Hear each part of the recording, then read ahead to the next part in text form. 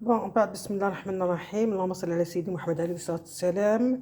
اليوم احباباتي صحباتي لي زامي تاعي كان في كل مكان حنديرو دي فخيت وان شاء الله كتب لنا ربي نقلو الحوت ان شاء الله. طريقة تحضير تاع الحوت نوريها لكم كيفاش نديرها ان شاء الله. بعد ما سخنت الزيت نديرو دي فخيت تاعنا بالطريقة هذه، نقلو لي فخيت ان شاء الله. بالنسبه لي زيبيس توابل ودواه الكمون، درت له الحار مدروس ودرت له الملح هكايا. ما يجيش فلفل كحل باسكو شي طريقه تاعو غير باش تسبلوا داك الحوت يولو كمون. طريقه التحضير، رمد الحوته تاعي في الفرينه فوالا.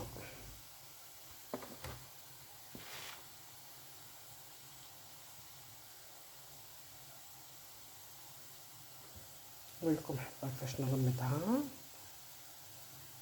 طريقه سهله ما كلتي معايا غير مع جديد ان شاء الله. فوالا واش نديرو لها، هاني رمدتها نجيبها في الميه هكا، طريقه تاع الوالدين هكا. نقطروها من الميه، نقطروها ونديروها في الزيت في المقله تاعنا فوالا. تجي يتقرمش.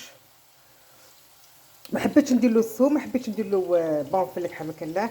الثوم ما حبيتش ندير له، نحب ناكل حوته فريشكا شوف فيها ريحه البحر. نزيد لكم الطريقه الدوزيام الثانيه، ندخلها في الميه ونخرجها، نزيد لها هكا ونخرجها تقطر شويه، قطروها ونديروها في المقله. ما تخافي ما والو، يجي يتقرمش. بعد ما انتهينا من الطبق تاعنا تاع الحوت يجي يتقرمش، شوفي ما فيه زيت الوريد يجي يتقرمش ما شاء الله. درنا الحوت، درت لي فخيتهم ليك مقليين وزدت لها الشلاضه بالبصل والطوماطيش والخيار، ودرت لها الزيتون مرقد في البيت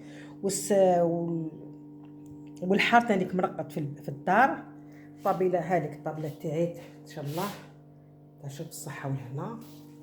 هذا هو حشايه تاع اليوم، هاوليك حشايه تاع اليوم.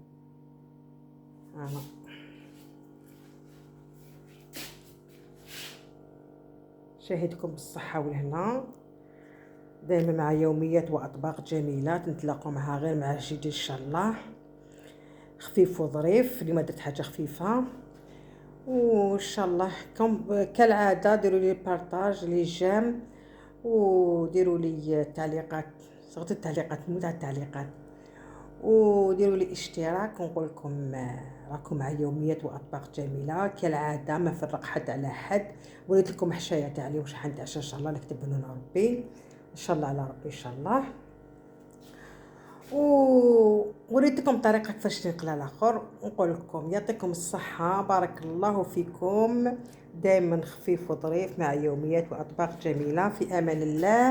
ان شاء الله تكون عجبتكم الطابله تاعي تاع اليوم خفيفه وظريفه ان شاء الله. لا تنساوليش البارطاج كون توجور. يعطيكم الصحة وفي امان الله. سلام.